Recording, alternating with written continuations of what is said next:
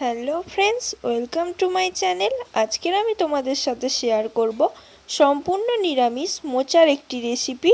Please বন্ধুরা পুরো ভিডিওটা দেখবে, আশা করি তোমাদের ভালো লাগবে।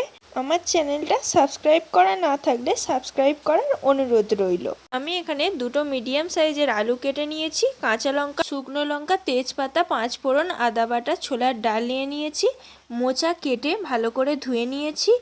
এইদিকে ওভেনে একটা কড়াই বসিয়ে কড়াইয়ে জল দিয়ে কেটে রাখা মোচাগুলো দিয়ে দিলাম। মোচার উপর ছোলার ডাল দিয়ে দেব। ছোলার ডালটা মোচার সাথে সেদ্ধ করে নেব। মোচার ছোলার ডালটা একসাথে নেড়ে চেড়ে একটা ঢাকা চাপা দিয়ে 15 মিনিট সেদ্ধ করে নেব। 15 মিনিট হয়ে গেলে ঢাকা খুলে একটু নেড়ে চেড়ে জলটা শুকনো করে নিয়ে মোচা ও ছোলার ডালটা নামিয়ে নেব। এবার কড়াই তেল দিয়ে দেব। তেলটা গরম হলে শুকনো লঙ্কা, কাঁচা লঙ্কা, তেজপাতা, 5 ফোড়ন দিয়ে দেব। দিয়ে একটু নেড়ে চেড়ে নিয়ে কেটে রাখা আলুগুলো দিয়ে দেব।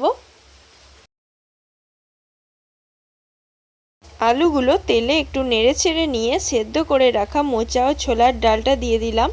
মোচা ও ছোলার ডালটা 5 মিনিট ধরে কষিয়ে নিয়ে তাতে অ্যাড করলাম স্বাদ মতো নুন, স্বাদ মতো চিনি, একটু হলুদ গুঁড়ো, হাফ চামচ আদা বাটা দিয়ে সব মশলাগুলো মোচার সাথে ভালো করে কষিয়ে নিতে হবে। সব মশলাগুলো ভালো করে কষিয়ে নিয়ে দিয়ে দেব পরিমাণ মতো জল। কড়াইয়ে সব কিছু নেড়ে চেড়ে নিয়ে একটা ঢাকা চাপা দিয়ে 10 মিনিট আলুটাকে সেদ্ধ করে নিতে হবে। 10 মিনিট হয়ে গেলে কড়াইয়ে ঢাকা খুলে সব কিছু একটু নেড়ে চেড়ে নিয়ে একটু গরম মশলা দিয়ে দিলাম আর একটু ঘি দিয়ে দিলাম।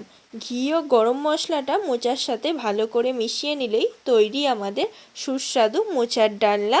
বন্ধুরা, রেসিপিটা ভালো লাগলে প্লিজ লাইক ও সাবস্ক্রাইব করে দেবেন।